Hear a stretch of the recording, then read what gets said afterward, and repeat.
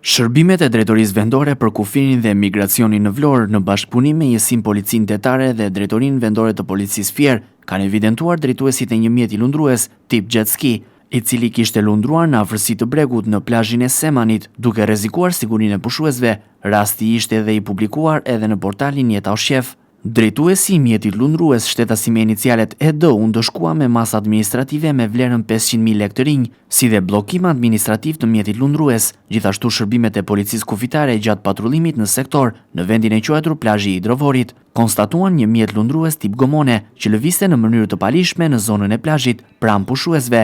Mjeti drejtoi nga shtetasi austriak me inicialet JH.